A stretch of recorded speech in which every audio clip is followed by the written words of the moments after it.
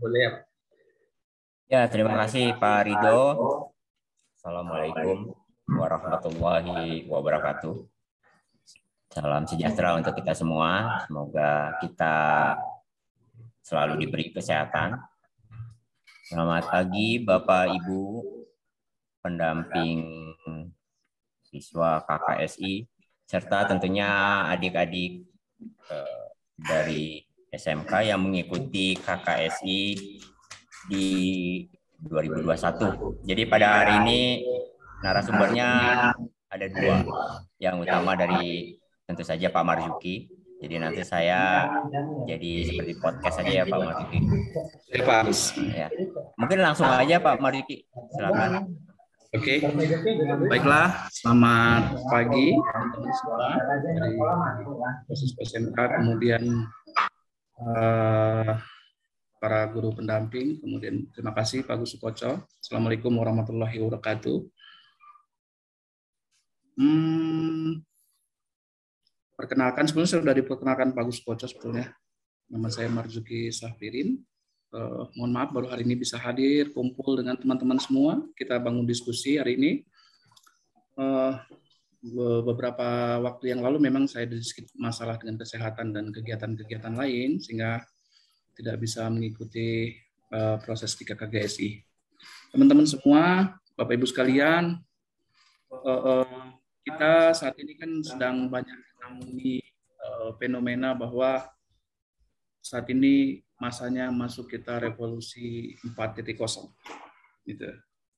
Revolusi 4.0, revolusi industri 4.0.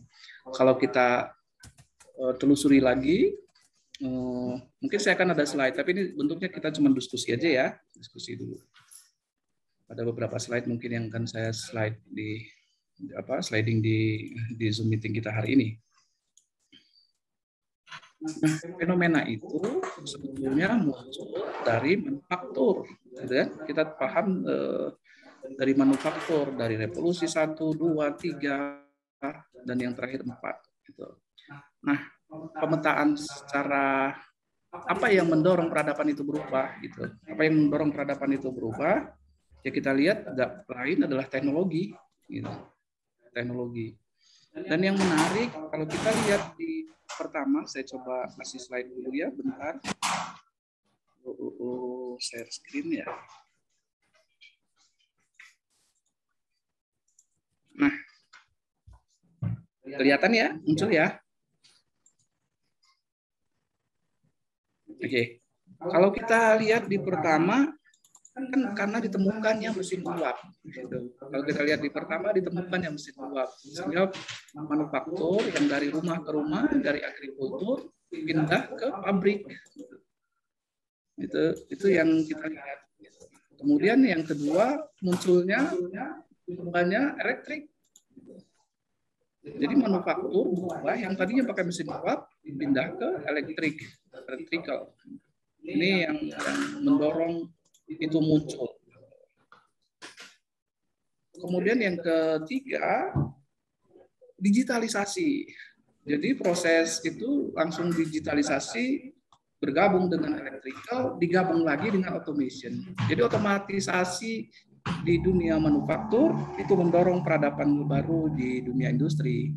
Nah, tentu ini berdampak kepada kita di dunia pendidikan. Kesiapan kita siap masuk ke era itu. Gitu. Perhatikan kata kuncinya, digitalisasi, elektrik, kemudian otomatisasi. Yang menarik 2016 ke sana, kemarin dianalisis di Jerman itu ternyata ada fenomena baru yang merubah. Lahirnya perusahaan-perusahaan yang berkelanjutan, kemudian yang tidak pernah terpikirkan oleh manusia, gitu, oleh kita selama ini, gitu, tiba-tiba muncul. Kita contoh nyata di depan kita, yang dulu kita berasumsi bahwa transportasi itu hanya bisa dilakukan dengan head to head. Kalau kita mau naik ojek, ya harus ke pangkalan ojek. Gitu. Kalau kita mau lebih lagi sekarang, kita mau belanja makanan, belanja sesuatu harus kembali. Lahir satu startup di kita merombak banyak hal tekanan di kita. Ya, kita lihat transportasi online sekarang. Mereka tidak punya kendaraan transportasi, tapi mereka bisa mengendalikan transportasi di kita. Kemudian mereka tidak punya outlet makanan, mereka bisa menjual makanan beragam-ragamnya. Gitu. Bahkan mereka masuk ke sebanyak lini. Ini potret ini tercetus dianalisa beberapa bukti, akhirnya diputuskan bahwa saat ini era sudah berubah, manufaktur itu sudah masuk kepada teknologi baru, revolusi industri 4.0. Ini yang coba kita pahami semua. Jadi, jangan-jangan apa yang kita buat, produk yang kita buat, bisnis yang kita lakukan sekarang, proses yang kita lakukan sekarang, jangan-jangan masih di 3, atau jangan-jangan malah masih di 2. Gitu. Elektrik, kemudian kita bicara industrialisasi massal, pembuatan alat massal, produk-produk massal gitu yang muncul. Sehingga mindset lulusan kita juga berpikir jangan-jangan kita masih di industri 2 gitu. Karena kalau kita bicara di industri 3 udah pasti itu digitalisasi harus salah satu kata kuncinya. Kemudian yang kedua otomatisasi. Ngebuat ini otomatis, semua otomatis. Dan sekarang mau tidak mau ini sudah terjadi. Teman-teman semua, kita harus masuk ke situ. Kalau kita lihat kata kunci apa yang menyatakan bahwa revolusi industri itu terjadi di 4.0, cyber physical system atau physical cyber system, dibalik juga boleh. Pemetaan proses di fisik ini terpetakan direpresentasikan, dipetakan di dunia cyber. Ini yang tolong kita pahami sama-sama bahwa di situ posisinya gitu. Berarti kalau teman-teman di sekolah buat satu produk atau masuk ke tentang pembelajarannya, tentu itu yang harus diadopsi gitu. Bagaimana memindahkan physical ini dipetakan ke dunia cyber. Apakah itu hanya itu? Tidak, teman-teman semua. Bukan karena sesuatu fisik ini kita pindah ke cyber langsung bahwa kita sudah bisa klaim ini adalah industrial revolution di 4.0. Gitu. Jangan-jangan kita masih digitalisasi, gitu, memindahkan sesuatu menjadi digital, gitu. Kata kunci kedua smart, tuh. Berarti produknya smart, gitu. Proses-proses yang kita lakukan smart, gitu. Sistem yang kita bangun smart dan kita bekerja kalau kita menjadi tenaga kerja yang masuk industri-industri smart. Gitu. Otomatisasi tentu itu revolusi 3 sudah muncul. Kata smart ini yang menarik namanya. Nah, teman-teman semua, yang mendorong itu apa gitu? Yang mendorong itu jadi smart, yang bisa dikatakan smart, revolusi digitalisasinya seperti apa? Tidak seperti yang di revolusi 3 gitu. Ada 2 poin yang mendorong itu semua. Ada 2 kriteria yang mendorong kita bisa dikatakan bahwa kita mulai masuk ke dunia industri 4.0. Yang pertama Internet of People, yang kedua Internet of Things gitu. Internet of People sudah kita lakukan dari dulu, update status, kemudian kita ngisi web kita, absen lewat dengan handphone itu Internet of People. Itu melibatkan interaksi menggunakan internet, menggunakan kita manusia, menggunakan mesin gitu, menggunakan alat teknologinya. Ya, update status di Facebook ya itu Internet of People. Nah, yang menarik Internet of Things. Internet of Things sudah tahun 2000-an itu sudah muncul gitu, tapi penggunaannya yang masif kemudian saling kolaborasi itu yang menjadi dia smart gitu. Apa itu Internet of Things? Yaitu kemampuan mesin berkomunikasi satu dengan yang lainnya dengan minim interaksi manusia di dalam, intervensi manusia di dalamnya. Berarti boleh dong kita buat alat bisa ngobrol gitu ya, ngobrol satu dengan yang lain. Misalnya tempat sampah ngobrol dengan komputernya gitu. Oke, itu internet, itu adalah komponen Internet of Things. Komponen Internet of Things. Tidak kepada bagaimana Internet of Things masuk ke roadmap bisa masuk ke tataran 4.0. Kotak sampah kami bisa otomatis Pak ngebuka. Jangan-jangan itu mati otomatisasi gitu. Tapi ini komponen Internet of Things karena dia berkomunikasi dengan komputer itu adalah komponen untuk mendorong revolusi 4.0. Tapi apakah kita sudah masuk ke dunia revolusi itu? Kalau Internet of Things itu sudah ada dari dulu gitu. Tolong ini kita pahami sama-sama gitu. Internet of People sudah ada dari dulu. Bagaimana mengkolaborasikannya menjadi hal yang menarik gitu. Kalau kita lihat kemampuan untuk mentransfer data melalui jaringan, gitu ya, Internet of Things itu. Sistem perangkat komputasi yang saling terkait berupa mesin mekanik digital, udah. Nah, kolaborasi ini kemampuan dia beroperasi pada komponen-komponen berbeda atau disebut interoperabilitas, ini adalah penentu menjadi smart, ya, kata smart produk kita.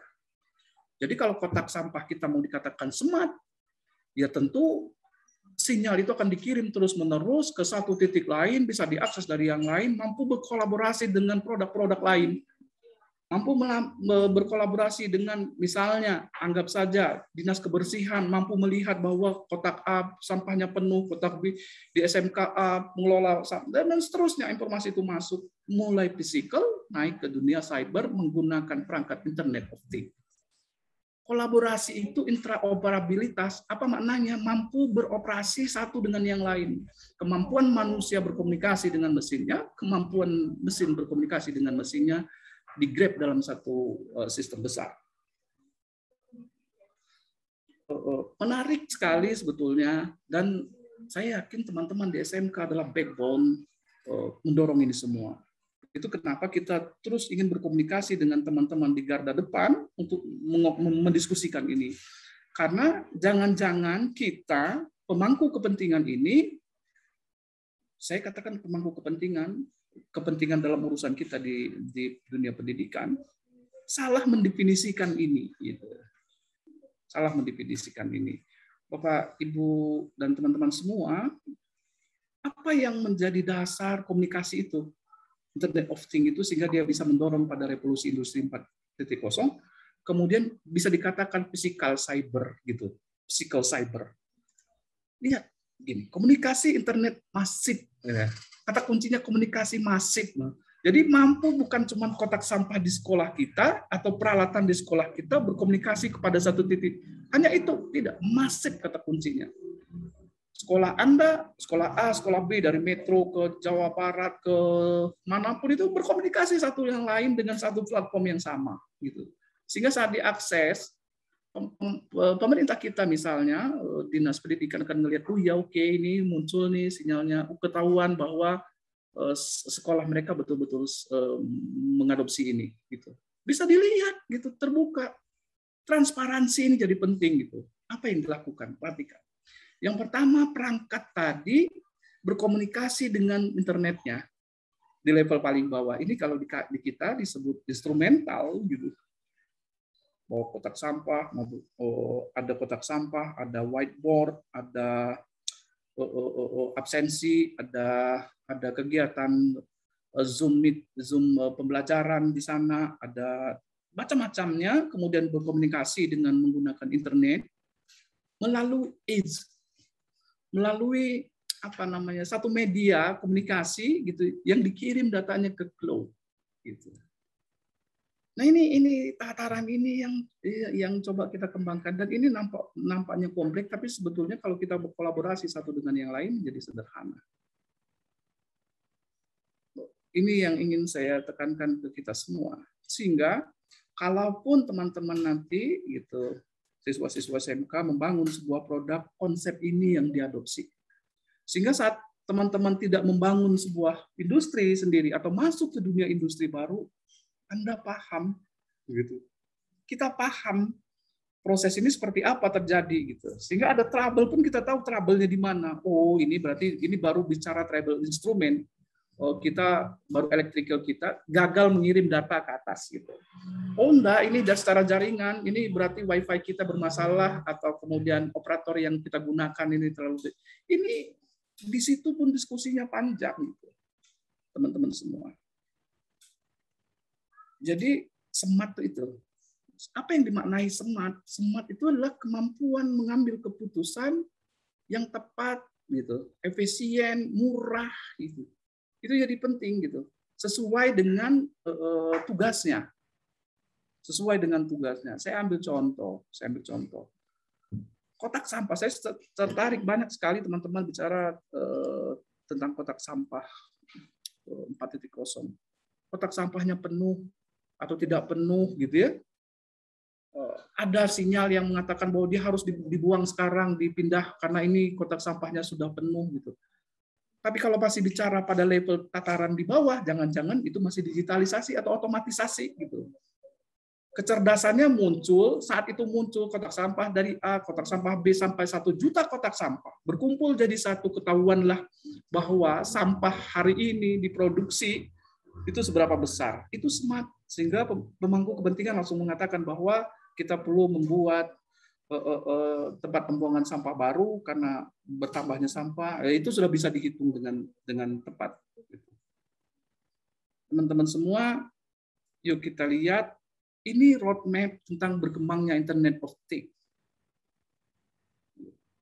2020 RFID itu tracking routing. Jadi kalau ada barang berangkat, kemudian ke track bahwa sudah sampai di A, B, peti kemas misalnya berangkat sampai pelabuhan, RFID terbaca bahwa berarti dia sudah masuk ke dalam sebuah pelabuhan atau di sebuah pabrik. Dari operasional sini masuk ke QC dan lain-lain itu bisa ke trace. Itu tahun 2000, teman-teman semua. Kemudian masuk pada surveillance, security, healthcare, transport, food safety, dan dokumen supply chain health. Jadi membantu untuk supply and chain. Itu masih 2010 gitu. Sekarang vertical market application jadi penting. Perhatikan, vertical market ambiguous positioning dan physical web. Inilah kata kunci smart. Gitu. Internet of Things tadi masuk ke dunia smart. Gitu. Teman-teman semua, saya mungkin agak percepat sedikit. Gitu. Diskusinya mungkin akan kita boleh dengan tanya jawab. IoT adalah salah satu teknologi yang mendorong berkembangnya ekonomi digital. Jadi bukan cuma proses ternyata teman-teman semua, bahwa IoT yang masif, terkoordinasi dengan baik, kemudian memahami konsep cyber, physical cyber, tiba-tiba berkembanglah ekonomi digital. Hari ini, teman-teman sudah rasakan. Kalian duduk di tempat kalian bisa pesan makanan, hanya dalam waktu cepat, makanan datang, gitu. Hanya dengan menggunakan belanja online, menggunakan transportasi yang ada sekarang. Anda bisa memilih menunya, menentukan, memilih harganya dengan cepat. Smart, ini smart gitu. Betul-betul smart gitu. Oh, jangan di toko toko B ini lebih murah, ada potongan gitu. Jangan menggunakan ojek online A tapi yang B karena ini ada potongan, ada promo. Ini smart itu kita jadi smart gitu. Kita jadi smart. Internet of Things, digital layanan digital, kemudian mendorong industri 4.0. Smart product muncul. Gitu. Jadi smart product kaitannya dengan industri 4.0 dan digitalisasi. Kalau smart product kita klaim bahwa kita punya smart product tapi hanya mendorong digitalisasi, jangan-jangan kita baru digitalisasi. Gitu. Dari smart product inilah juga akan lahir pabrik-pabrik yang smart. Gitu. Teman-teman semua, inovasi jadi penting, produk yang berinovasi, proses pun sekarang harus diinovasi. Gitu. Prosesnya pun harus terjadi inovasi. Gitu. Dan ada beberapa yang menarik, sebetulnya dari tahun 2007 ada requirement gitu. Produk cerdas itu apa gitu. Jangan-jangan kita salah diskusi gitu bahwa kita katakan bahwa sekolah kita sudah cerdas, smart school gitu. Apa definisinya yang smart tadi gitu. Ini yang saya katakan tadi di atas. Smart itu apa definisinya gitu. Ada 3 kriteria yang menjadi utama. Kemampuan beradaptasi produk yang kita munculkan pada situasional gitu. Kemudian adaptasi terhadap aktor dan interaksi yang terjadi terhadap produknya. Dan yang ketiga, dia berada pada batasan bisnis yang ada sekarang, dunia ekonomi yang ada sekarang.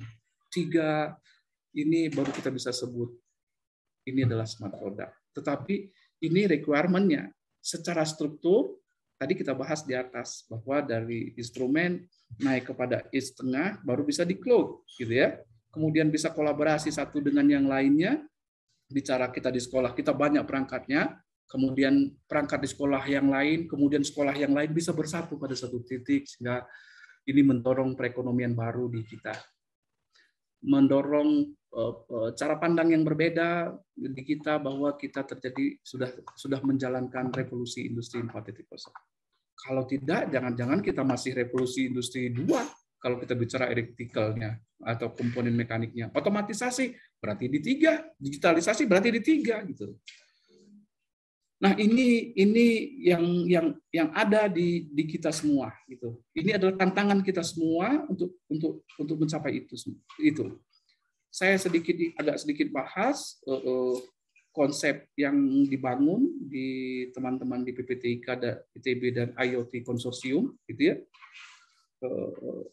membangun menjadinya 4 tataran. Ini mungkin akan didiskusikan oleh Pak Agus Sukoco lebih detail, gitu ya. Kenapa? Karena tadi dari Mas tadi produk smart tadi, ternyata ini adalah konsep bagaimana 3 layer tadi yang saya katakan instrumen, kemudian node, edge node, kemudian cloud itu dibangun di teman-teman di PPTIK dan IoT Konsorsium itu menjadi 4 tataran. Kenapa tataran atas sudah masuk kepada gamifikasi, teman-teman?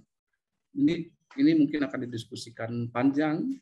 Gitu. Tataran bawah kita akan ngobrol itu tataran instrumen, tataran kedua itu tataran sistem informasi, tataran ketiga adalah tataran cloud. Gitu. Tataran keempat adalah bagaimana ini bisa masuk masif ke masyarakat kita, gitu. Dan menjadikannya efisiensi smart to the level teratas. Mungkin itu yang bisa saya sampaikan saat ini. Gitu.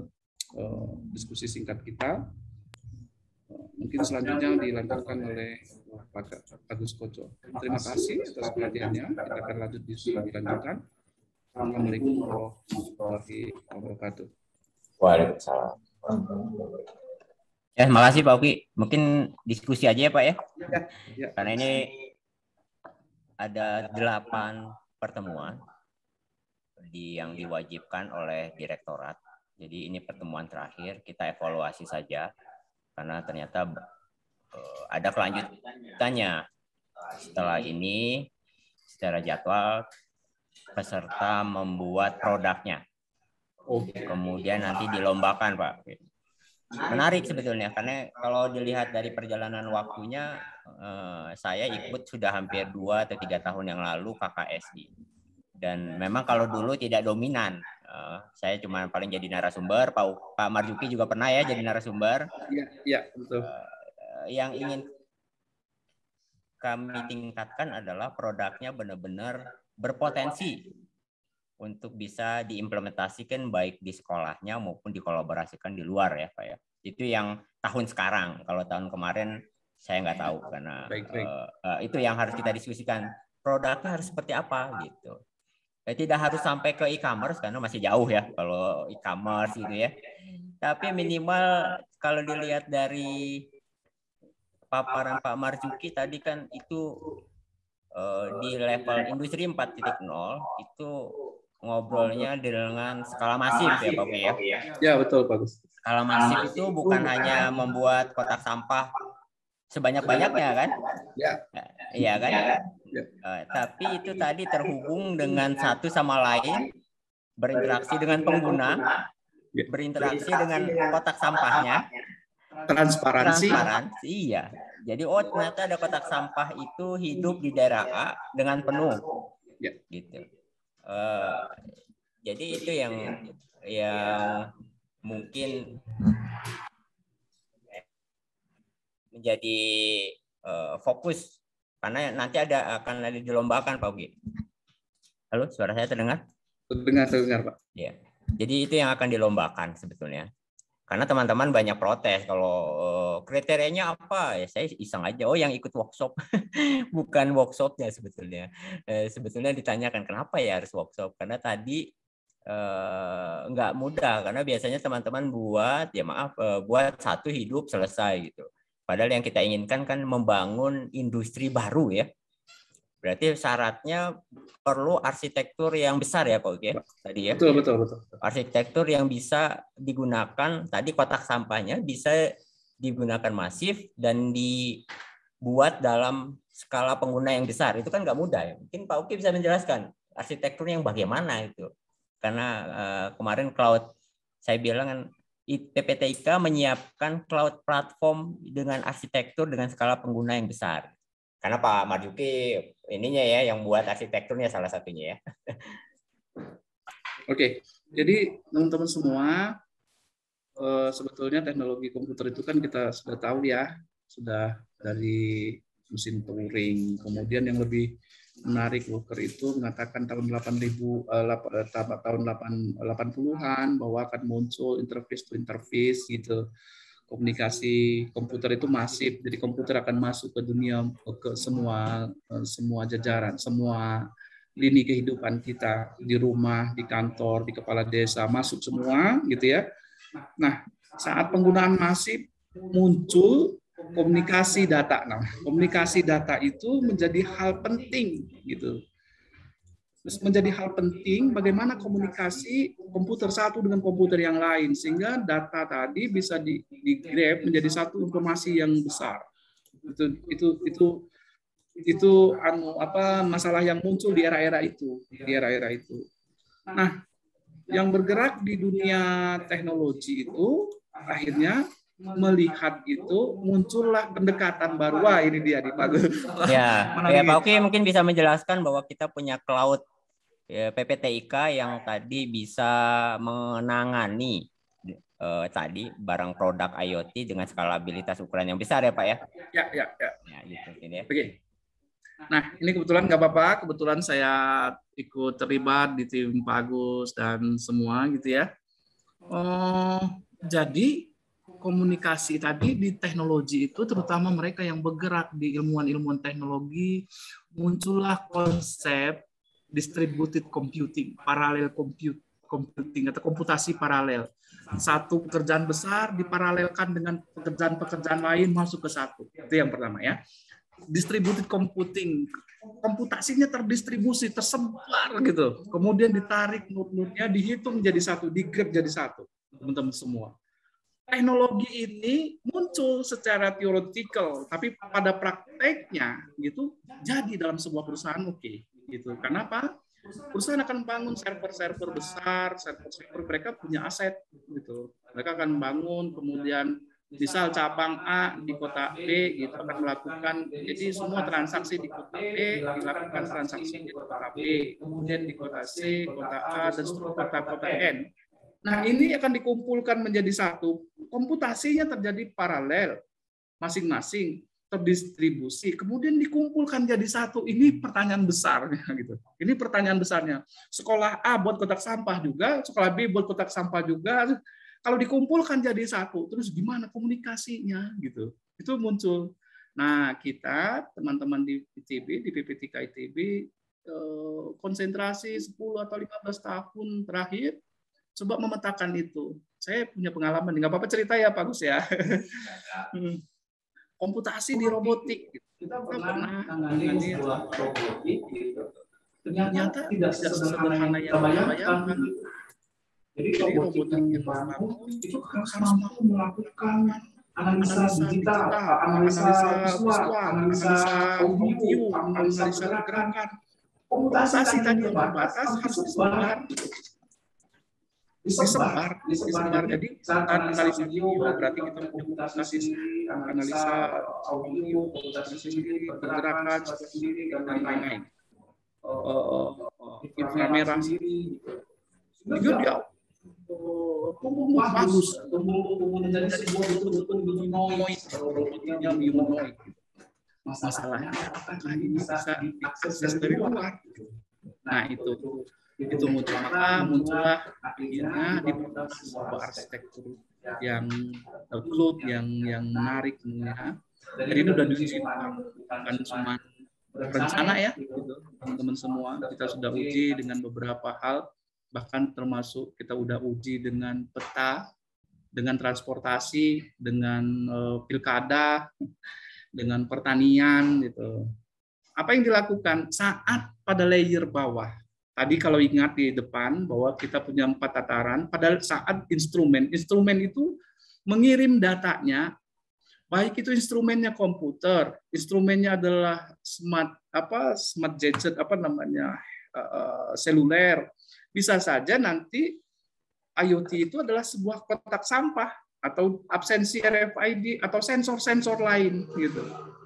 Sensor-sensor lain itu dikirim ke cyber itu melalui tahapan 2 gitu. Tataran 2, maaf. Melalui tataran 2 menggunakan konektivitas internet masuk ke tataran 2 menjadi sebuah sistem informasi gitu. Nah, sistem informasi inilah yang disebut digitalisasi gitu. Komunikasi untuk paralel dan distribusinya melalui satu node di level 2 tadi, secara internasional di level 2 tadi ada node edge gitu ya. Itu messaging queue. Jadi data dari sekolah A dikirim masuk ke dalam sebuah antrian messaging queue server namanya. Layanan untuk pesan-pesan yang masuk, data yang dikirim semua di sana di manajemen, diatur manajemennya gitu. Harus dikirim kemana, dicatat lognya, dari mana ini datang, dari mesin mana datang, karena setiap mesin IoT itu punya identification, punya ID gitu, punya ID. Bahkan handphone kita punya ID, semua punya ID gitu ya. Itu diatur, di manage gitu. Oke, satu dikirim untuk lognya, satu dikirim ke unit processing. Oh, ini untuk ngolah data sampah bagian Bandar Lampung misalnya, atau bagian Jawa Barat, bagian A, bagian B dikirim ke sana, akan diolah di sana.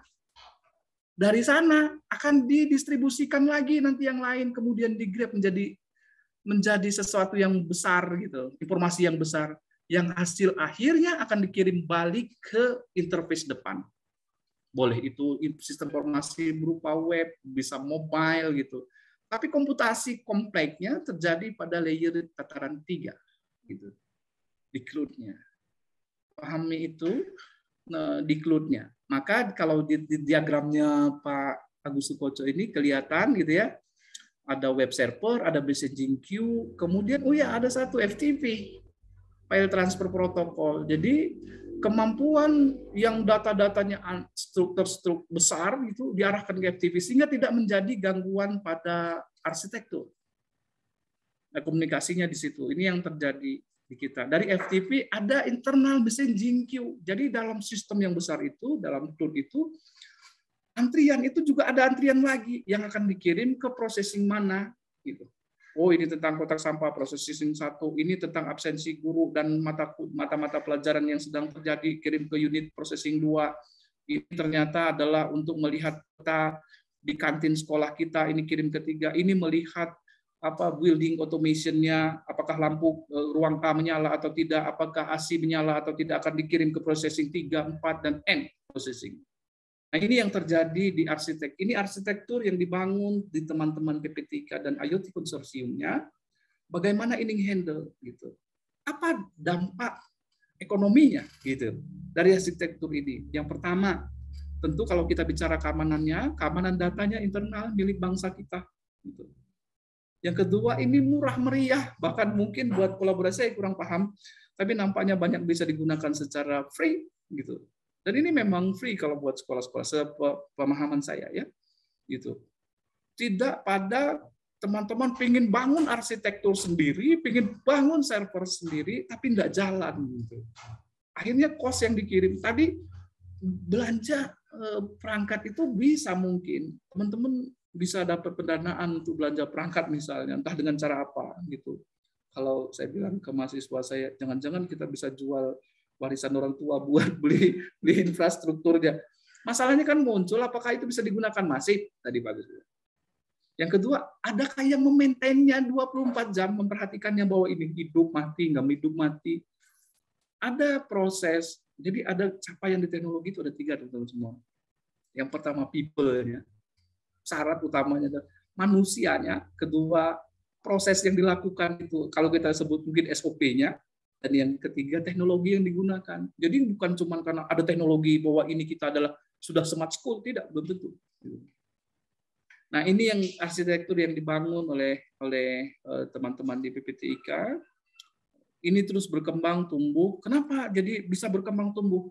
Sebenarnya bisa kita lihat di mana tempatnya, tinggal tambah processing unitnya gitu. Ada crash 1, crash 2 itu maksudnya processing unitnya. Oke, tambah kompleks, tambah aja, tambah kompleks, tambah aja. Tapi secara pakem itu yang diikuti gitu. Layer rate tadi, layer rate 1 instrumen, layer rate 2 sistem informasi, layer rate 3 load data atau big datanya gitu. Layer rate 4 itu sudah implemented masif, kolaborasi dan gamifikasi gitu, menjadi lebih mudah. Nah, tentu akhirnya produk yang muncul di teman-teman semua jadi murah meriah gitu. Luar biasa, saya kemarin ke kantor gitu, ke kantor di PPTIK itu melihat sekarang teman-teman SMK buat kamera itu hanya dalam hitungan hari jadi kamera, dan kameranya murah sekali gitu.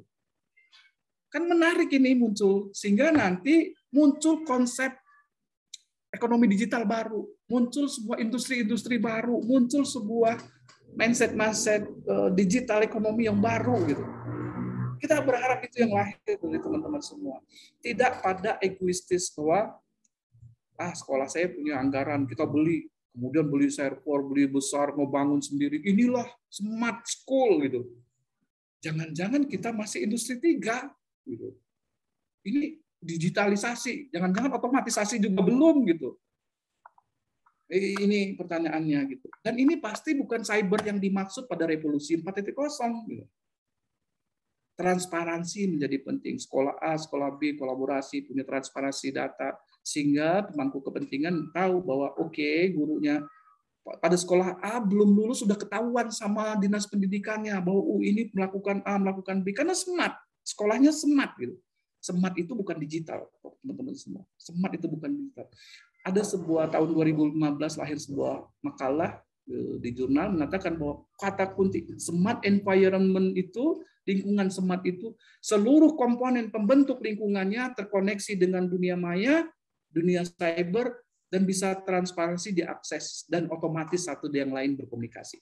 Kata kuncinya itu gitu. Kalau kita bicara sekolahnya smart, apakah betul gurunya sudah sudah digital, materi sudah digital, kursi-kursi sudah, ruang sudah digital, lampu sudah digital, AC sudah digital gitu, konsep roadmap sudah digital, kantin sudah digital, taman sudah digital gitu. Kemudian dikirim ke dunia cyber, itu baru kita bisa bicara smart. Nah, arsitektur ini adalah arsitektur yang dibangun secara kolaborasi oleh teman-teman semua anak bangsa kita. Kenapa kita tidak gunakan gitu? Menariknya tadi yang dari bawah, sehingga kolaborasinya datang dari bawah, di layer 1 instrumen, layer 2 menggunakan sistem informasinya, layer 3 adalah load-nya gitu, melalui messaging server gitu. Mungkin itu yang bisa nanti kita bisa ngobrol dan diskusi, Pak Agus Koco. Oke, terima kasih Pak Marzuki. Mungkin ada yang mau ditanyakan dulu sebelum yang lain. Ini ada Muhammad Sanufabej. Apaan nih artinya nih? Menarik, tapi kayaknya agak mengarah ke hal yang buruk ya, atau baik ya. Muhammad Helmi gimana? Artinya Sanufabej apa tuh? Saya belum paham nih. Muhammad Helmi, ada namanya Muhammad Helmi dari SMK mana? Ada yang mau ditanyakan Bapak Ibu? Adik-adik? Oke. Jadi kesimpulan itu yang bisa betul. Pak Oki nanya nih, maaf Pak mau bertanya. Jadi kesimpulannya itu kita membuat produk yang bisa dikembangkan ke industri besar melalui platform PPTIK. Gimana Pak Oki? Kalau saya sih iya. Oh tentu iya. Jadi platform itu kan cuma platform yang menjamin bahwa Blink ya, Blink kayak Blink Pak Oki. Seperti ya? Blink gitu ya, seperti Blink. Tapi Blink tadi kan tidak bisa teman-teman customize gitu ya. tidak bisa di-customize gitu. Dan ini punya kita gitu, bisa di-customize apapun produknya, tapi ikutin tadi layer tadi gitu. Tataran-tataran tadi, tingkatan tadi gitu. Sehingga apa saja bisa kita lakukan sekarang. Ayo berinovasi lah gitu, teman-teman semua berinovasi lah gitu. Dengan format yang ada. Nah itu yang akhirnya teman-teman sekarang ada workshop mungkin di PPTK ya Pak Gus ya. Untuk memperjelas itu. Mungkin secara itu gratis untuk pelajaran nih. Ini perhatikan di layer ini. Jadi teman-teman SMK, teman-teman sampai bisa produk apa saja yang di atas IoT produk. Itu absensi, kemudian apa lagi? Sensor cuaca, sensor suhu, kemudian smart agriculture, semua gitu perangkat-perangkatnya di teman-teman. Produk itu dikirim ke platformnya, kemudian di custom di depannya, di websitenya, di mana, dan itu bisa diakses oleh dewan guru, dewan bahkan masyarakat umum gitu. Boleh pakai Android, boleh pakai website gitu untuk sebagai lempar baliknya ya. Perhatikan ini. Ini adalah satu platform yang dibangun. Jadi pasti bisa gitu. Jadi tidak menutup kemungkinan apakah ini arsitekturnya hanya ikut seperti itu, bukan yang dilakukan oleh teman-teman semua. Hanya melatih kita cara membangun sebuah industri kreatif di level kita. Buat absensi, buat kamera sendiri. Apakah harus buat kamera? Tidak. Jangan-jangan kameranya jadi lebih bagus gitu. Ini kan hanya prototype yang di depan, yang di workshopkan kepada teman-teman semua. Tiba-tiba muncul ide-ide kreatif, ayo kita komunikasikan gitu. Pasti guru-guru pendampingnya akan membangun komunikasi dengan teman-teman di PPTK sehingga ini jadi masif. Tentu jawabnya pasti bisa gitu. Karena tadi asal kita bicara pada tataran-tataran yang sama, kemudian menggunakan format-format yang sama. Format itu format komunikasi yang dimaksud. Karena bentuk alatnya harus sama, tidak. Format komunikasinya yang sama. Karena kita memasuki platform cybernya melalui data center yang disediakan oleh PPT. Mungkin itu bagus. Ya, jadi kenapa sebetulnya workshop tidak wajib bagi peserta dan narasumber, karena narasumber tidak punya kewajiban sebenarnya Pak Marzuki ya. Kita ini tidak punya kewajiban menyelenggarakan workshop. Sebenarnya kan kerjaan tambahan ya. Tapi kita berharap dengan workshop teman-teman jadi paham apa yang ingin dibuat, bahwa IoT itu bukan hanya gimmick. Yang kedua, IoT itu berpotensi untuk dikembangkan ke industri. Itu kan mungkin ya Pak Marzuki ya. Betul. Ya buat adik-adik bukan hanya buat, tapi menjadi modal ketika nanti bisa dikembangkan ke tadi ada workshop membuat kamera. Kan lebih enak ya Pak. Platformnya udah disiapkan. Teman-teman buat kameranya. Nah, lihat di sini di depan. Oh, buat kameranya, buat IoT-nya langsung terhubung dengan sistem yang besar, ya, data centernya gratis. Itu kan bisa jadi langsung membangun layanan industri, misalnya oh kamera buat setingkat sekolahnya, kemudian dijual untuk membangun layanan kan Pak. Itu yang penting sebetulnya. Yang ingin ditekankan bukan karena workshopnya, tapi kita ingin bersama-sama bahwa SMK mempunyai peluang untuk bisa mengembangkan IoT menjadi lahan atau bagian menjadi industri 4.0. Ini ada yang nanya lagi nih Pak, cara mengakses server cloud. Wah, kalau cara mengakses server cloud gimana nih Pak? Oke, sebelum kedua tadi betul industri tadi, kemudian menarik tentang workshop. Jadi teman-teman semua, kalau kita bicara pengetahuan itu dibagi menjadi beberapa level sebetulnya. Yang pertama tahu, yang kedua mengerti, yang ketiga paham. Tahu, mengerti, paham. Kalau tahu tadi workshop mungkin, saya nggak tahu ini dari dinas ada workshop atau dari sekolahnya ada workshop pelatihan tuh supaya kita tahu bahwa pekerjaan yang menurut kita tadi kalau kita ngelihat misalnya smartwatch gitu ya yang jam-jam kayaknya bagus sekali desainnya bagus, tapi kan dibangun dari hal yang tahu dulu gitu. Teman-teman harus tahu dulu, itu fungsi dari workshop atau belajar, tidak mesti harus workshop. Teman-teman praktek sendiri di lab-nya, di sekolahnya, itu kan cari tahu gitu ya. Sampai setelah membuat, karena sekarang mau nggak mau di era kita ini bukan trial and error lagi, learning by doing, belajar dengan mengerjakannya gitu. Jadi kalau nggak buat, teknologi kan teknologi terapan. Kalau teman-teman nggak coba buat, gitu, bagaimana teman-teman tahu? Jangankan mengerti atau paham, tahu aja belum gitu. Dengan buat kita belajar tahu. Dengan rajin kita membuat, kita mengerti. Dan terakhir kita mampu mengurai. Kalau kita paham itu kan mampu mengurai. Mampu mengurai itu akhirnya kita mampu mendesain, memikirnya lebih bagus. Itu yang pertama ya. Saya punya pengalaman, saya ingin cerita 2 tahun yang lalu, ada sebuah sekolah, datang di Lampung, saya datang, cuma 2 kali pertemuan, ada 1 kali pertemuan ngobrol dengan gurunya dan siswanya, kemudian ikut kalau nggak salah Pak Agus ya, ke beberapa sekolahan gitu. Saya lupa SMK berapa gitu. Sekarang keluar produk, absen RFID-nya cakep gitu, buatannya bagus, reliable, bisa dipakai, handal gitu. Tinggal meningkatkan nilai tataran 2. Ini jadi bagus, jadi masif. Insya Allah jadi masif. Itu yang pertama. Nah, yang ketiga, bagaimana mengakses server cloud? Gitu. Akses server cloud bukan dimanualkan, bukan pakai manual, saya yang merubah. Tidak. Akses server cloud biasanya dikasih, itu fungsinya dari workshop. Dikasih format data supaya data kita bisa diakses ke server cloud ya gitu. Bisa mengirim ke server cloud. Kemudian kita ada data format yang bisa nge-receive data dari server cloud gitu. Bukan kita men-setting servernya gitu, bukan gitu ya.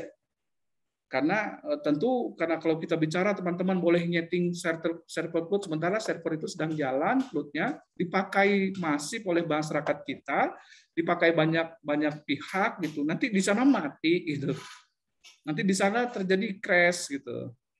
Jadi apakah bisa diakses? Bisa. Cara mengaksesnya Anda ngirim data, kemudian Anda bisa memodifikasi interface depannya, akan minta data, diminta datanya, diambil datanya gitu. Itu aturan penggunaan mengakses servernya pada meletakkan datanya dan mengambil outputnya. Gitu. Jadi kita tambah sedikit Pak Marzuki. Jadi yang kita adakan itu kan workshop perhatikan kamera, itu sudah terhubung cloud ya Pak ya, cloud server PPTIK. Jadi cloud server itu jangan dibayangkan cuma 1-2 server. Jadi kita punya puluhan server kayaknya ya kemudian itu ada kapasitas bandwidth yang besar karena untuk skala besar. Nah itu kan kita berikan sebetulnya ke teman-teman SMK. Teman-teman SMK cuma merakit kameranya, terhubung, itu juga sudah ada data komunikasinya. Bagaimana kalau teman-teman sudah buat IoT yang berbeda? Nah itu kan pertanyaan sederhana ya Pak ya. Bagaimana? Nah kita akan coba hubungkan ke cloud tadi dengan komunikasi data lah katakanlah, itu dengan pengenalan RabbitMQ ya Pak Ugi ya, RMQ ya, supaya tadi alat-alat tadi terhubung dengan cloud. Walaupun tentu saja belum bisa dibuat untuk skala yang masif seperti kamera, home auto, smart watering. Smart watering itu sudah dibuat skala masif. Ini kan ada yang sudah buat nih Pak Marzuki, saya udah buat sensor kelembaban misalnya. Bagaimana gitu kan? Ya, jadi standarisasi jadi penting. Dulu teman-teman kalau di SMK dulu kan suka melihat Cisco gitu ya. Kemudian beberapa hal standarisasi gitu. Kenapa? Supaya menjamin komunikasinya dalam berlaku standar. Kita ambil contoh, kebetulan hari ini kita standar bahasanya bahasa Indonesia gitu ya. Sehingga teman-teman bisa mengerti, yang mendengarkan mungkin mengerti, kalau teman-teman mengerti. Bagaimana kalau saya menggunakan bahasa daerah misalnya, Pak Agus menggunakan daerah B, teman-teman juga cuma paham daerah C gitu. Nah itu. Jadi distandarkan formatnya. Formatnya, sekali lagi format data yang dikirim. Kenapa? Untuk memastikan ini digunakan bisa masif oleh semua orang, semua elemen gitu. Kemudian yang kedua bisa diakses dengan mudah. Jangan-jangan kalau kita buat dengan format yang salah, gitu, Kalau cuma satu alat jalan, tapi kalau 500 diakses 10 detik sekali gitu. Kirim datanya bahwa kotak sampah penuh, kotak sampah kurang, kalau itu ada 1000 kotak sampah, gimana sistemnya gitu. Nah, itu fungsi tadi teman-teman buat tadi. Walaupun nanti kan ada itu sudah ada soil moisture gitu, ada kelembapan gitu ya. Kami sudah biasa itu buat gitu. Kok tiba-tiba lahir kita di pelatihan buat lagi hal yang sama gitu. Coba perhatikan dengan teliti, dengan tenang, ke teman-teman semua lihat, oh iya format datanya masih sama gitu. Nah, dengan latihan tadi, tahu tadi, learning by doing tadi, jangan-jangan akan dilakukan modifikasi terhadap soil moisture yang sudah dibuat di sekolah kita. Oh iya, ini salah format datanya gitu. Kita benahi. Inilah ilmu pengetahuan. Inilah ilmu pengetahuan gitu. Apakah kami nggak boleh modif? Boleh banget. Justru teks line kita buat modifikasi. Itu yang bagus, buat modifikasi. Jadi lebih mudah ini sebenarnya teman-teman semua. Buat modifikasi. Tadi buat soil moisture seperti kalau kena air jadi apa namanya, jadi nggak aktif, sensornya gampang rusak, jadi dikemas dengan baik gitu. Kan dimodif itu. Kami tampilannya depannya ingin ada logo, ada gambar saya, ya silakan buat. Kan itu front end-nya gitu, front end-nya buat dimodifikasi. Jadi kalau begitu lihat, dia lihat kelembapannya muncul di handphone Anda, itu bukan muncul gitu. Kemudian dilihat produk-produk yang muncul, ini pasti produk kita semua di handphone-nya, modifikasi lah di level itu. Apa yang tidak boleh dimodifikasi? Kesepakatan konsorsiumnya tadi, Pak, format datanya mau saya rubah-rubah lah. Ya kembali dong ke zaman dulu nanti kita ini gitu, kerja masing-masing gitu ya, kolaborasinya nggak dapat gitu. Akhirnya tadi kita cerita bahwa ini kelas saya udah jadi smart class gitu. Smart class, kenapa? Ada kamera CCTV yang bisa dilihat dari handphone gitu. Tapi kan itu belum smart, jangan-jangan itu cuma dalam CCTV di kelas kita gitu. Pahami itu, pahami, karena isinya smart itu dengan gampang kita ngomong, kami sudah bangun smart school. Smart city, Pak. Smart city.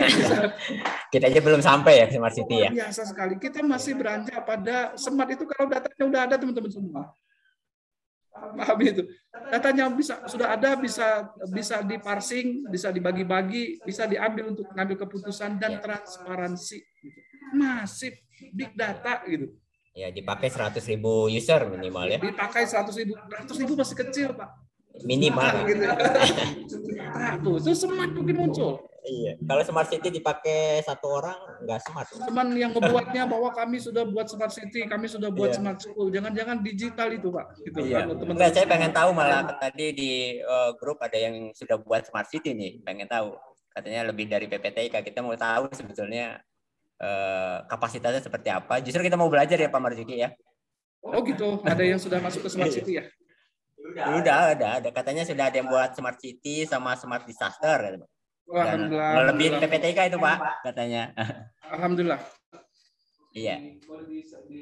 Kalau boleh ada, mungkin bisa dipaparkan sedikit, kita pengen belajar sebetulnya. Pengen tahu ya Pak ya. Mungkin ada yang buat smart city, smart disaster, silakan.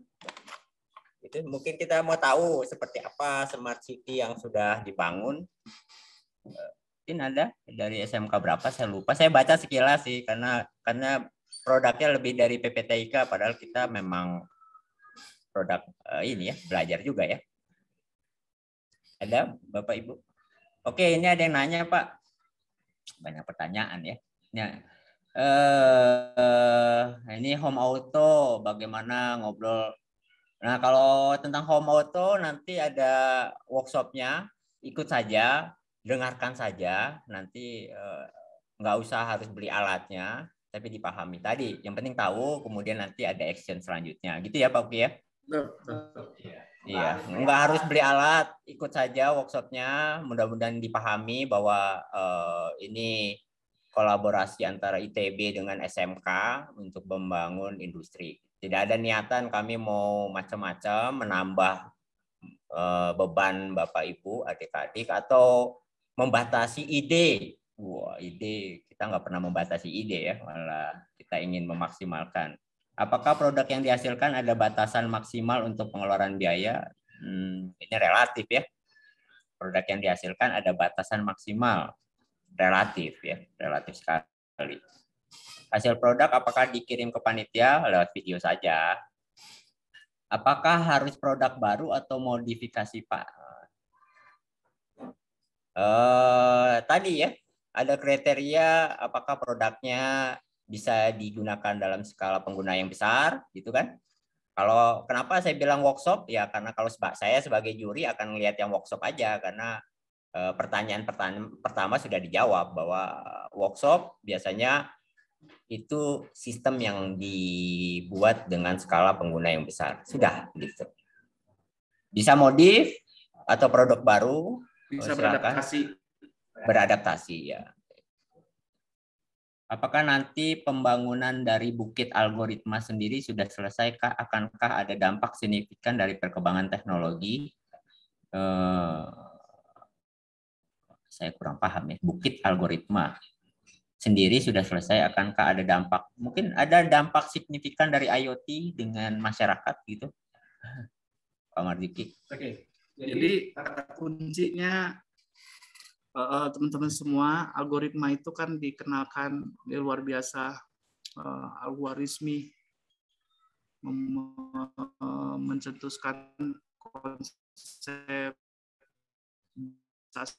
dan satu gitu. Jadi kalau kita bicara program itu tentu kita bicara software ya, di aplikasi itu. Program itu dua kata kuncinya teman-teman semua. P sama dengan gitu, algoritma plus struktur data. Clear ya, gitu ya. Jadi program itu algoritma tambah struktur data. Apakah punya efek terhadap perkembangan teknologi? Ya, pada tahapan tertentu. Biasanya tahapan proses algoritma itu disusun terhadap case tertentu. Contoh gitu. Saya ingin membuat sistem saya untuk menghitung jumlah sampah setiap hari yang keluar dari sekolah saya.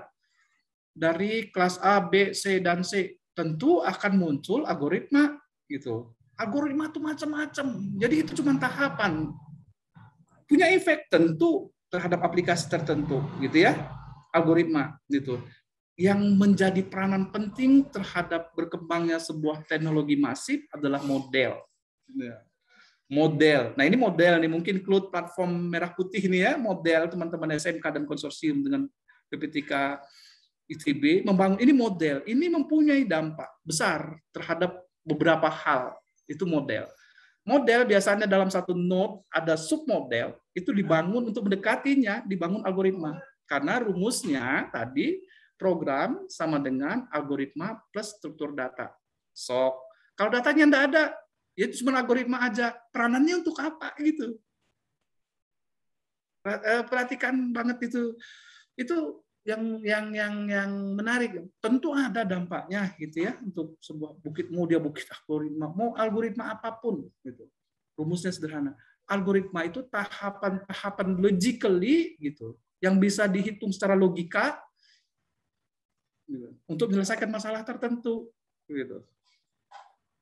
Peran penting ya pada tahap itu gitu, tahap itu. Tapi yang saat ini kita bicarakan adalah bagaimana industri muncul di dunia kita, di dunia saat ini, dan masuk kepada tatanan yang lebih besar dan masif. Tapi ingat banget bahwa ini jangan menjadi ancaman buat kita. Justru kalau kita salah meletakkan diri kita pada tataran yang sekarang, ini tentu jadi masalah. Revolusi 4 akan mengurangi tenaga kerja. Padahal revolusi 4 itu menciptakan banyak lapangan kerja. Betulan, dulu cuman yang punya kesempatan adalah orang yang punya motor untuk jadi Gojek. Sekarang teman-teman bisa punya kesempatan dari kamar kosnya gitu sambil sekolah, ngebangun sistem besar gitu. Ini revolusi jadi situ gitu. Jangan mengkotomi bahwa saya ahli algoritma gitu dan lain-lain. Saya ingin cerita sedikit teman-teman semua. 2015 kami diskusi dengan beberapa calon doktoral, dengan beberapa profesor gitu. Bicara teman smart room. Maaf ini banget ya. Bukan smart village, bukan smart school, smart room. Luar biasa itu ujinya. Apa yang ruangan ini bisa kita definisikan smart itu apa? Tembok pun bisa ngomong gitu. Apa tembok bisa ngomong, ada sensor yang memastikan bahwa letak tembok di A, di B gitu. Secara cyber dapat tuh. Itu luar biasa banget itu. Jadi hati-hati semua kita mengklaim bahwa kita masuk pada industri ini gitu. Jangan-jangan kita pada digitalisasi. Nanti kita jadi apa? Jadi konsumtif oleh pihak luar. Padahal di sini banyak teman-teman di teknologi, teman-teman di SMK ini adalah backbone, saya katakan backbone ke depan penggerak teknologi yang ada di bangsa kita. Jadi kita tidak harus belanja terus keluar. Ada teknologi baru kita beli, ada teknologi baru kita beli gitu. Ya saya nggak mengatakan bahwa teman-teman dulu yang di layanan SMK kemudian lain-lain kita punya pengalaman yang luar biasa dengan dengan Cisco dan lain-lain gitu ya, dengan sertifikasi dan lain-lain gitu. Ayo bangunlah dari diri kita sendiri, dari kaki teman-teman sendiri, dari pemikiran teman-teman sendiri, dengan cara berkolaborasi. Tidak mesti harus dengan PPTK, betul enggak? Gitu. Antara sekolahnya berkolaborasi, atas sekolah A, sekolah B, gitu. Buang egoistis kita. Dengan teman-teman beda kelas, beda jurusan. Oh ya, saya ingin katakan bahwa ini intraoperabilitas, tentu intradisiplin. Teman-teman TKJ bisa ngobrol dengan teman-teman di pertanian, dengan teman-teman di tata busana, dengan teman-teman di perhotelan. Teman-teman dari software engineering akan ngobrol dengan teman-teman di TKJ, dengan teman-teman di lain-lain. Buang egoistis kita. Gitu. Ini yang menjadi titik tolak berkembangnya teknologi di bangsa kita. Mungkin itu sih Pak Gus. Ya, ada yang bertanya lagi nih. Ini sepertinya harus diulang. Mungkin kita belum memahamkan ya. Bahwa apakah server cloud PPTK hanya digunakan untuk perantara akses atau bisa juga digunakan menyimpan data besar, Pak? Sebenarnya belum gimana tuh? Bisa diulang, Pak? Jadi cloud PPTK itu atau hanya digunakan untuk perantara akses, hanya untuk perantara akses nih, atau bisa juga digunakan untuk menyimpan data besar? Iya. Jadi teman-teman semua, ini adalah platform, ini adalah cloud itu kan cuma di awan ya, gitu, di awan. Apakah bisa menyimpan data cuma bisa diakses? Tentu bisa diakses gitu. Cuman apakah bisa nyimpen data besar? Alhamdulillah ya gitu. Alhamdulillah ya gitu. Tadi bahkan kita beberapa diskusi datang ngomong soal dengan apa ya, dengan anggaran yang besar, anggap aja tidak ada, teman-teman semua. Anggap aja tidak ada. Itu kan beberapa juta tuh. Mereka sudah punya institusi yang nanganin itu, collab tuh servernya. Paksa pinjam pakai bareng-bareng gitu. Dan kita free. Dan free gitu. Mengawasinya itu sudah dilakukan, dan sekarang transportasi itu ngirim berapa detik sekali data itu banyak transportasi Jawa Barat, bukan cuma Jawa Barat, ini ke provinsi lain gitu. Itu terus ngirim, bukan besar ini big gitu. Data. Jadi nggak ada batasan, Pak. Iya, alhamdulillah nggak ada batasan. Kalau kurang nanti nambah bareng-bareng, nanti kita diskusikan dengan teman-teman dari SMK. Tapi tentu saja tentang data yang berbasis IoT ya Pak ya. Kalau nyimpen video udah ada YouTube ya. Betul. Ya ini kan ngobrol data IoT yang bisa kita simpan, justru kita tidak ada batasan. Itu kenapa format jadi penting ya.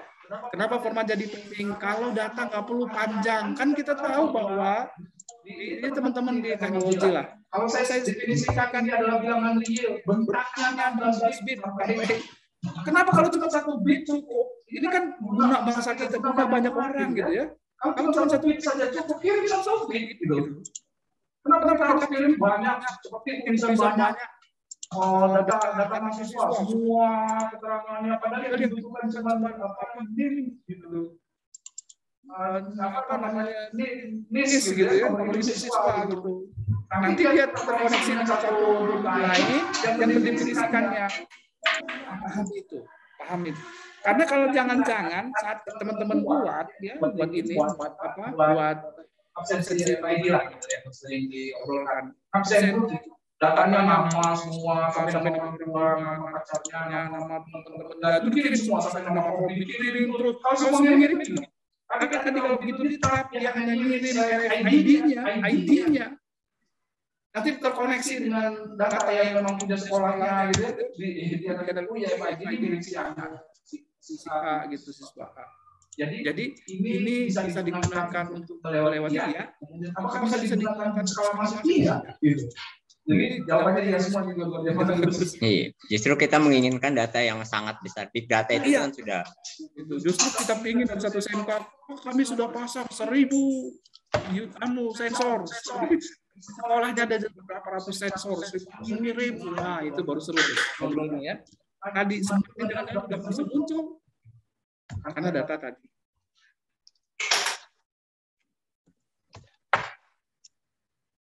Ada lagi, teman-teman?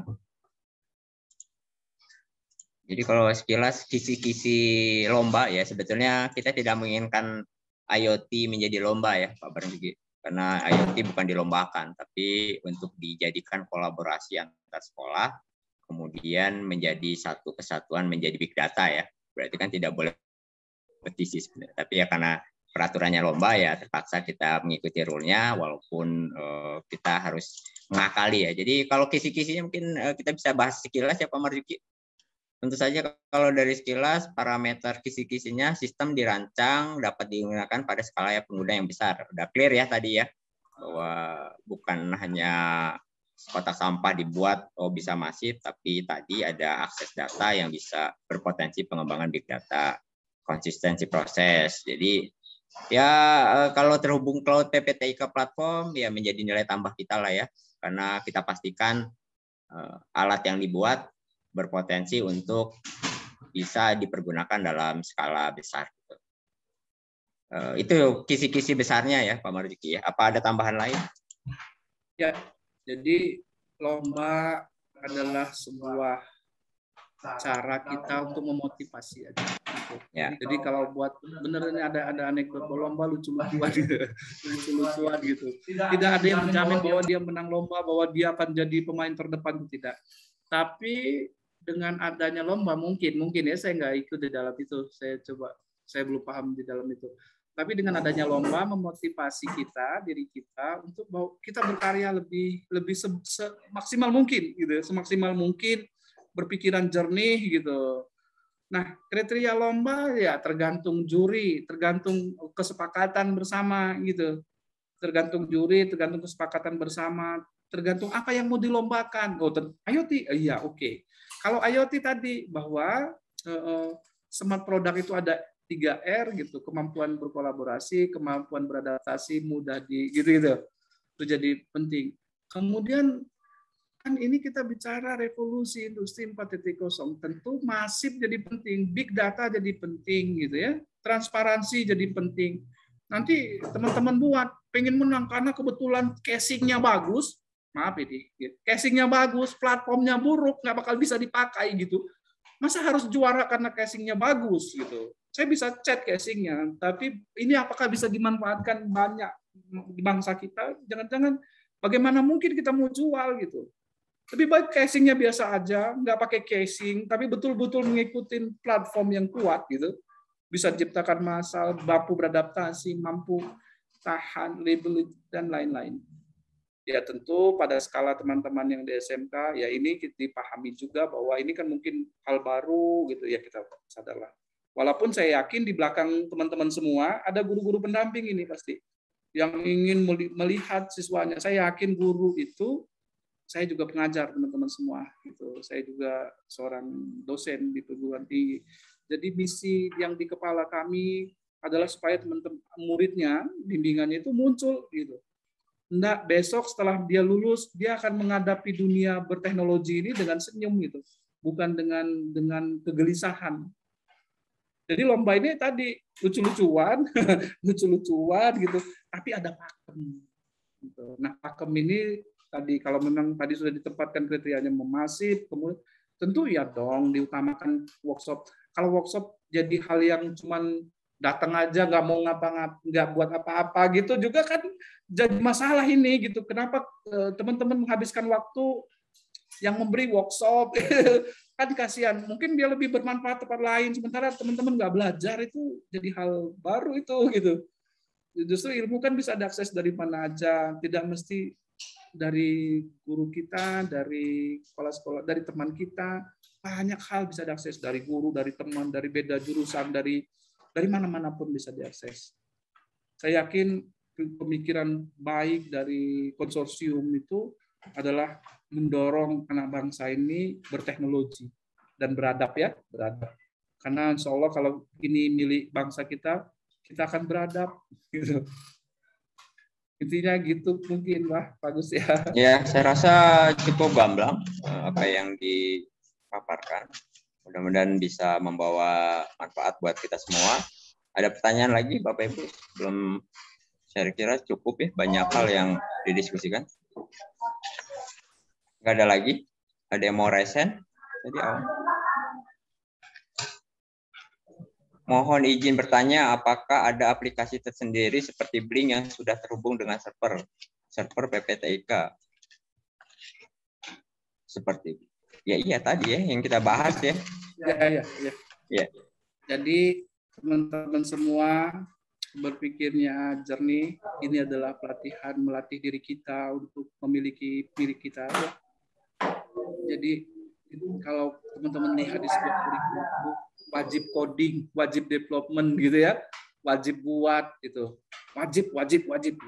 Kadang-kadang kita terlalu disuguhi dengan yang instan, pakai aja yang di A gitu. Saya nggak bicara merek ya, gitu. Kenapa kalau buat ini agak susah nih, kita harus ngoding sendiri gitu. Padahal dengan dia melakukan learning by doing, tiba-tiba nanti begitu dia pakai yang sudah instan tadi, dia tahu masalahnya apa gitu. Oh ini kesalahan nih. Begitu kita mau tambah baru dikasih tahu Anda harus bayar gitu. Kan aneh nih ya gitu. Akhirnya terhentilah produk itu di tataran kita gitu. Kalau pakai satu oke gitu. Nah, apakah sudah ada sistem yang bisa menghubungin seperti Blink di jangan bicara merek, kan teman-teman buat sendiri sekarang yang disiapkan format datanya. Apakah bisa? Kami sudah dibuktikan. Yang di luar jurusan nggak pernah nyoder, nggak pernah ngoding sebentar, nyoder jadi alatnya dan dipakai. Itu luar biasa tuh. Luar biasa itu gitu. Ayo buka mindset, buka pikiran kita gitu. Jangan terpatok kita bikin apa yang ada saja gitu. Nanti ketemu pada limit tertentu Anda baru harus bayar. Akhirnya tadi, aduh salah hitung, produk kita jual ke sini, nggak tahu kita ada beban tambahan karena lebih dari ini akan jadi kita ini dijajah teman-teman semua. Dijajah dengan teknologi. Iya. Lagi pula datanya ke tempat platform itu ya Pak ya. Padahal ngobrol big data ya. Iya. Kita jadi penyuplai data ya. Penyuplai data si A ya. Kita nggak sadar ya. Kita nggak sadar. Percayalah, jangan-jangan kalau handphone Anda aktif hari ini, Android Anda aktif, Anda ketahuan sedang apa ini. Kita dipantau dari mana-mana ini, teman-teman semua, gitu ya. Kegiatan kalian, apa yang kalian lakukan, bahkan hobi kalian, perhatikan sekali. Kalian pernah belanja sesuatu di lewat Google gitu, ketahuan hobi kalian apa semua. Sistem udah seperti itu. Ayolah bangun gitu. Kalian masih muda-muda gitu, belajar lebih keras gitu ya. Coding sendiri, codingnya sudah di set, cuman memodif kok gitu. Dan ada fasilitasnya. Oh ya, saya baru kemarin diskusi dengan teman-teman di PPTIK. Ada forum yang bisa diakses bagaimana ngoding yang mudah gitu kan. Tapi betul-betul ini produk luar dari teman-teman semua. Saat Anda menghindari sesuatu, jangan-jangan Anda akan ketemu sesuatu. Menghindari nggak mau ngoding, pakai aja yang produk A gitu, udah tinggal tarik, drag and drop gitu. Tapi tadi Anda akan disuguhi satu saat Anda harus beli. Anda harus beli. Bangsa kita ini harus bangun gitu. Dan ini saya ingin semua guru-guru pendamping juga berpikir hal yang sama gitu ya.